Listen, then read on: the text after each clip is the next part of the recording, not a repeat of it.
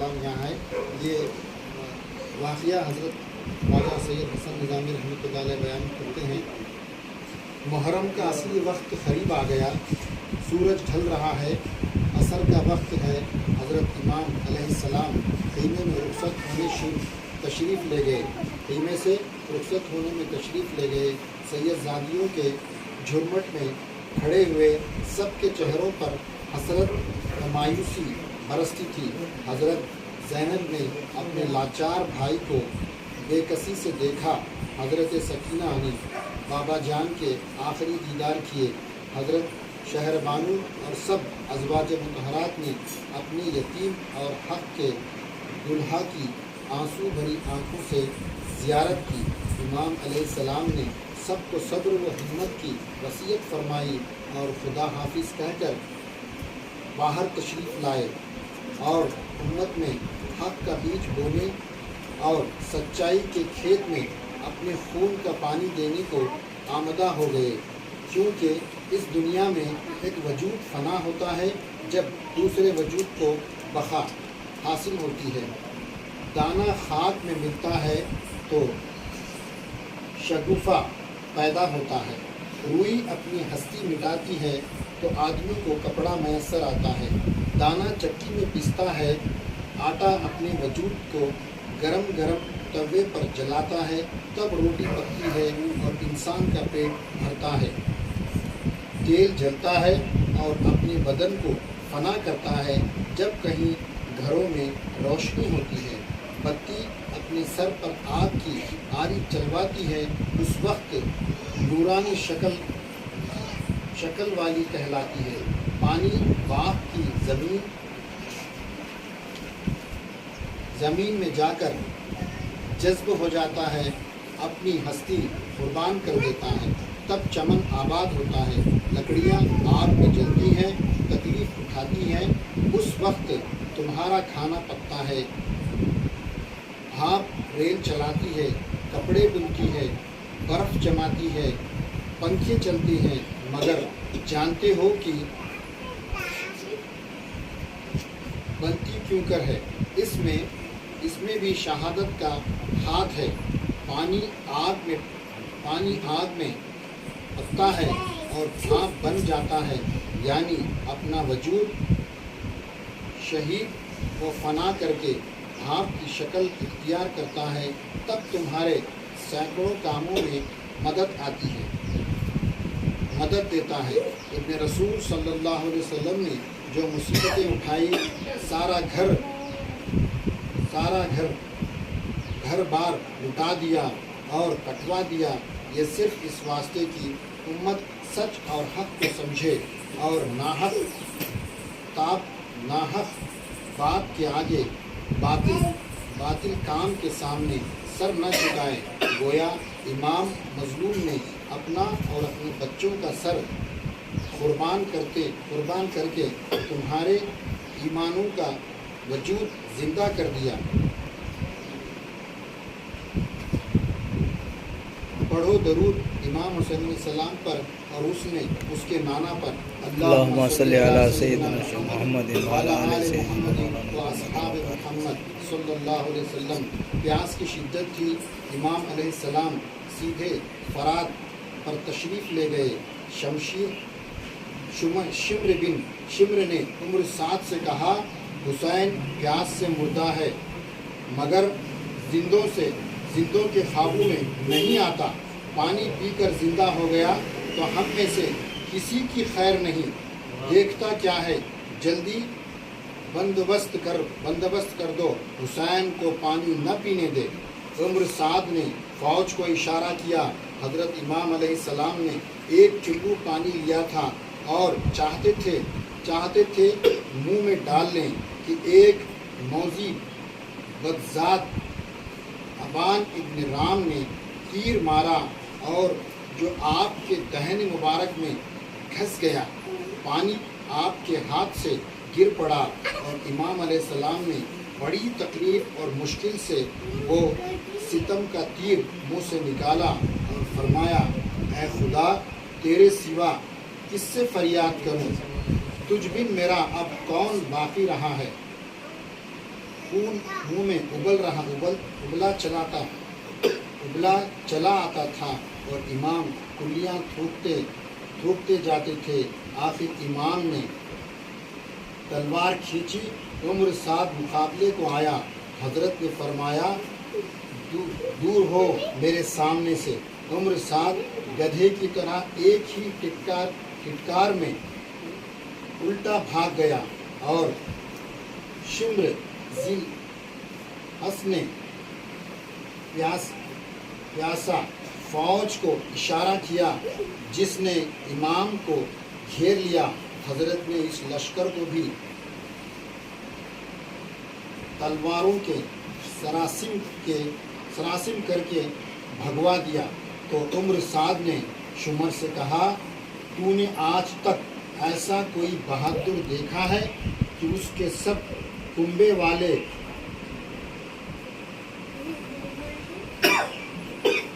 لخت جگر بچے اور یار و مددگار مارے گئے اور خود اس کے جسم پر بکثرت زخم ہے مگر میدان سے منہ نہیں پھیرتا اور فوجیوں کے جی چھڑا دیتا ہے۔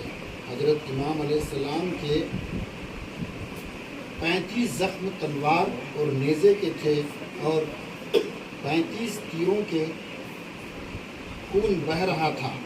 پیاس کے مارے حلق خشک تھا لیکن ابن رسول صلی اللہ علیہ وسلم کا ہاتھ تلوار چلانے سے نہ رکتا تھا۔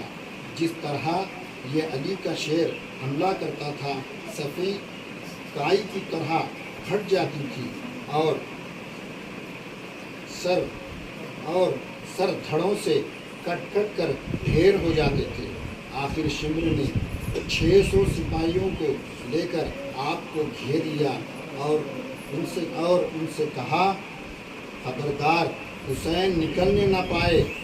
گھیرے ہوا اور آ کر حضرت امام علیہ السلام بھی مردانہ وار کھڑے ہو گئے اور اپنے حصاریوں کے چہروں پر تلوار مارنے لگی۔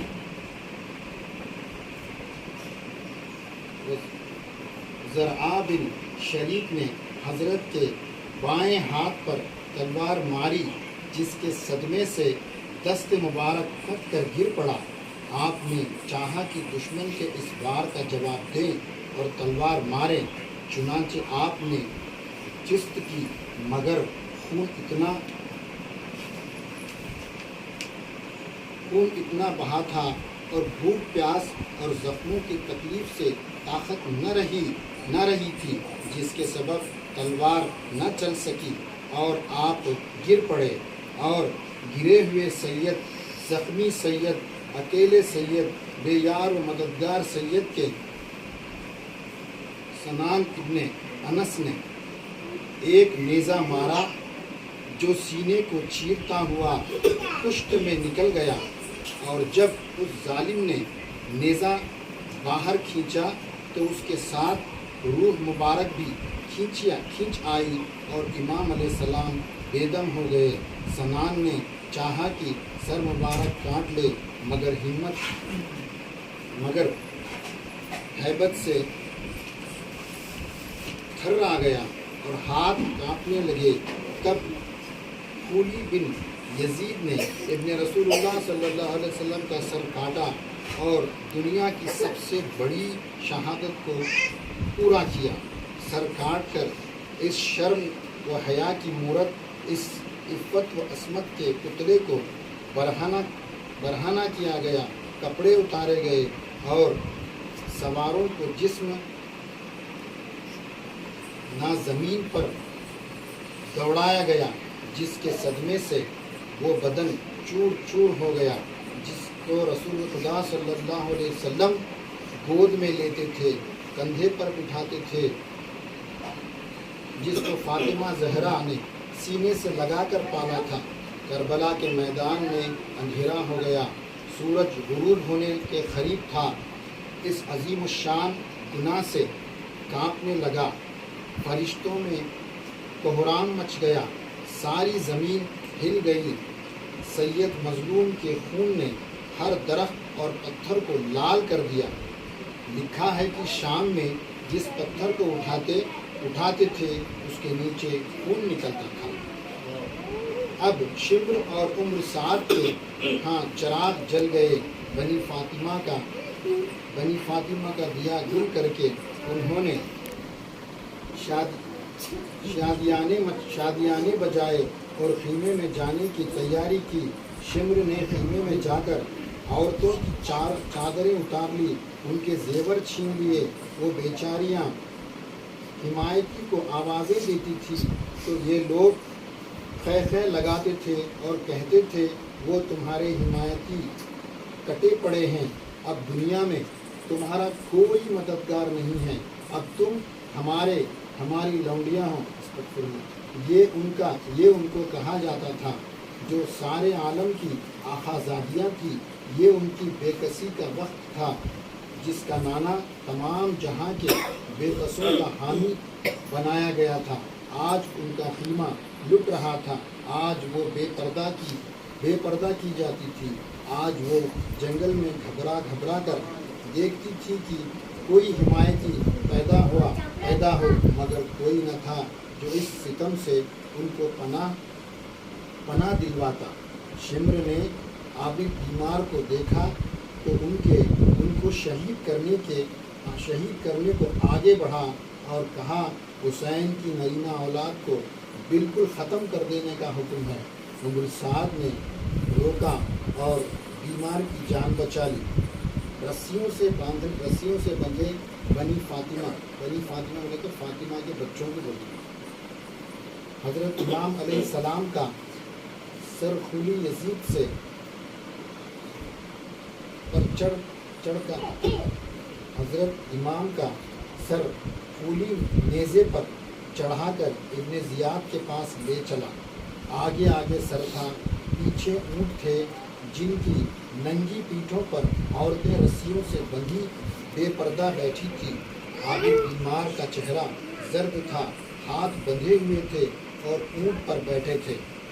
جس وقت یہ قافلہ کوفے کے بازاروں میں سے گزرتا تو ہزاروں آدمی تماشا دیکھنے کھڑے تھے۔ حضرت زینب سلام علیہا یعنی حضرت امام حسین کی بہن، مولا کائنات کی بیٹی حضرت زینب سلام علیہا بھی ایک اونٹ پر رسی سے بندھے سوار تھی۔ انہوں نے جو بازاروں کو تماشے میں مصروف دیکھا تو نہایت درد بھری آواز میں فرمایا، آؤ ہماری سیر دیکھو، ہم وہی ہیں جن کو تمہارے رسول نے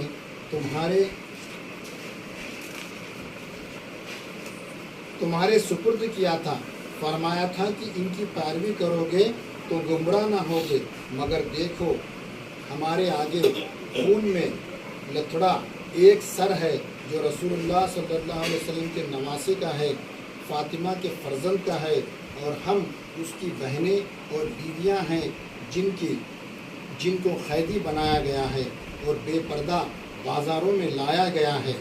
ہمارا تماشا دیکھو کہ اس سے بڑھ کر دنیا میں اور کوئی تماشا نہ ہوگا۔ میں علی شیر خدا کی بیٹی ہوں، کبھی پردے سے باہر نہیں نکلی، میرے ہاتھوں میں رسی بندھی ہے، ان سے میں تمہارے لیے دعائیں خیر کیا کرتی تھی۔ یہ سامنے حسین کا بیٹا عابد ہے اور بیمار ہے، اپنے گھر کے بیماروں پر تم ترس کھایا کرتے ہو،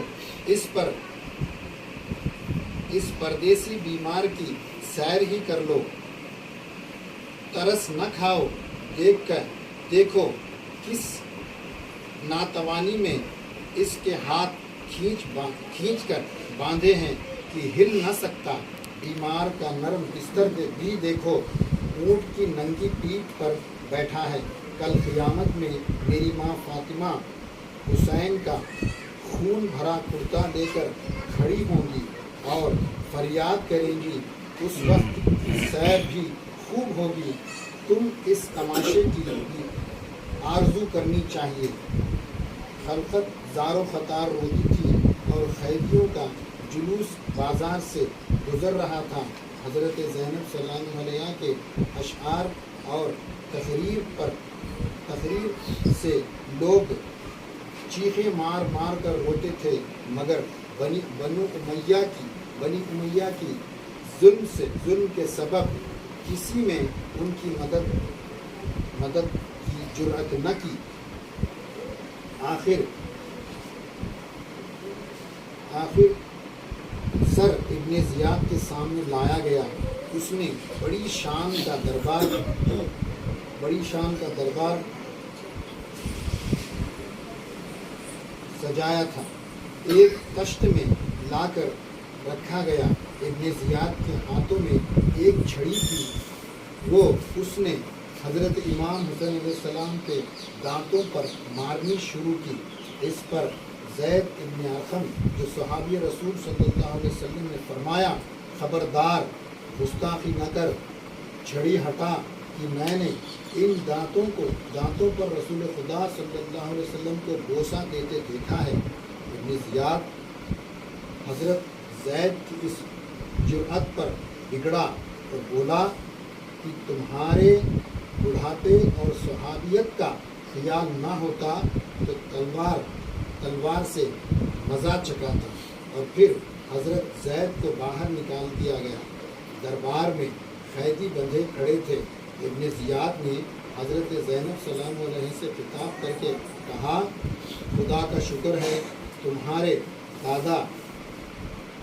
ارادے جھوٹے ہوئے اور تمہاری تمنائیں خاک میں مل گئی۔ حضرت زینب سلام علیہ نے جواب دیا، خدا کا شکر ہے اس نے ہم کو محمد صلی اللہ علیہ وسلم کے گھر میں پیدا کیا اور پاکیزگی دونوں جہاں کی مرحمت فرمائی۔ ابن زیاد بولا، دیکھا بھی خدا نے تمہارے ساتھ کیا کیا ہے۔ حضرت زینب سلام علیہ نے جواب میں ایک آیت پڑھی جس کا مطلب یہ تھا، ان پر قتال فرض کیا گیا تھا، اس واسطے وہ مقتول ہو کر اپنی آرام گاہ میں چلے گئے۔ ابن زیاد نے حضرت زینب سے کہا، یہ لو تمہارا بھائی ہے جس کو خدا نے مار ڈالا۔ عابد بیمار نے جواب میں یہ آیت پڑھی، تم نے اس کو قتل کیا، خدا تو موت کے وقت جانوں کو اٹھا لیا کرتا ہے، اور کوئی شخص بغیر مرضی خدا کے نہیں مر سکتا، اجل کا وقت مقرر ہے۔ ابن زیاد کو اس جواب سے پیش آیا اور حکم دیا کہ عابد بیمار کو قتل کر دو، مگر حضرت زینب سلام علیہ کی آزاداری سے مجبور ہو کر خون سے باز آیا اور دوسروں کو میں قیدیوں کے دشمنوں میں دمشق میں یزید کے پاس بھیج دیا۔ غریب عابد بیمار کو توق و زنجیروں میں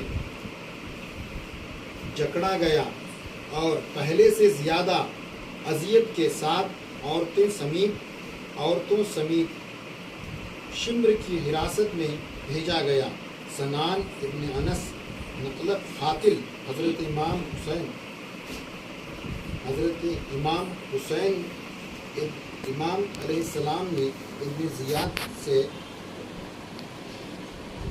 سے کہا، لاؤ میرا انعام، لاؤ کہ میں نے بہت بڑے شخص کو قتل کیا۔ ابن زیاد نے کہا، ہاں تجھ کو بہت بڑا انعام دوں گا، تو حسین کو سب سے بڑا کہتا ہے، اس کا بدلہ یہ ہے کہ تجھ کو بھی قتل کر دوں تاکہ آئندہ کوئی حسین کو بڑا نہ کہے۔ یہ کہہ کر سنان کو قتل کر دیا اور قاتل حسین کو بہت جلدی دنیا کی عیش کا مزہ آ گیا۔ یزیدی دربار میں فاطمی قیدی، یزید کے سامنے جب حضرت امام حسین علیہ السلام کا سر لایا گیا تو قیدی کھڑے کیے گئے تو اس نے کہا، خدا اس سے لونڈی بچے ابن زیاد کو غارت کرے، میں نے حسین کو قتل کرنے کا حکم کب دیا تھا؟ یہ کہہ کر یزید رونے لگا۔ اس کے ہاتھ میں بھی ایک چھڑی تھی جس کو اس نے حضرت امام علیہ السلام کے دندان مبارک پر مارنا شروع کیا۔ تو ابو ذر مراسل صحابی رسول صلی اللہ علیہ وسلم نے اس کو ڈانٹا اور کہا باش یہ مقام رسول خدا کے چومنے کا ہے۔ یزید کھیسانہ ہو گیا اور گردن اٹھا کر حضرت امام زین العابدین سے کہا تیرے باپ نے چاہا تھا کہ میری بادشاہیت لے لے، میرا حق اس نے نہ پہچانا اور قرابت داری کا خیال نہ کیا۔ عابد بیمار نے جواب میں یاد پڑھی کوئی مصیبت زمین میں اور تمہاری جانوں پر ایسی نہیں آتی جو خدا کی لکھی ہوئی تقدیر سے باہر ہو۔ یزید نے اپنے دربار کے ایک عالم خالد سے کہا عابد کو جواب دو۔ خالد نے یہ آیت پڑھی کوئی مصیبت تم پر نہیں آتی مگر خود تمہارے ہی کرتوت کا وہ نتیجہ ہوتا ہے، حالانکہ خدا بہت سی خطائیں معاف بھی کر دیتا ہے۔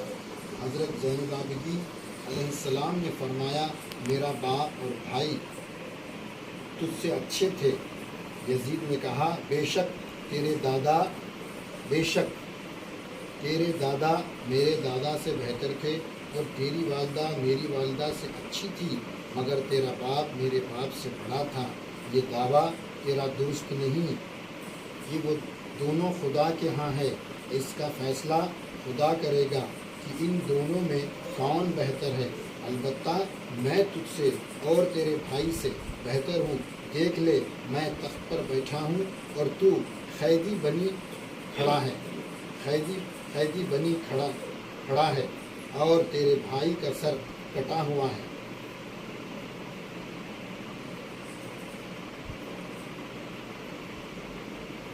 دیکھ لے حضرت زینب نے جواب میں یہ آیت پڑھی ملک کا مالک خدا ہے، جس کو چاہے ملک دے، جس سے چاہے لے لے، وہ ہر چیز پر قدرت رکھتا ہے۔ یزید بولا بس زبان درازی نہ کرو۔ ایک روایت میں یہ بھی آیا ہے کہ دربار کے باہر نوبت بچ رہی تھی۔ یزید نے عابد بیمار سے کہا سن یہ میری اور میری باپ کی بادشاہیت کی نشانی ہے اور تیرا باپ سامنے کٹا پڑا ہے۔ عابد چپ ہو گئے۔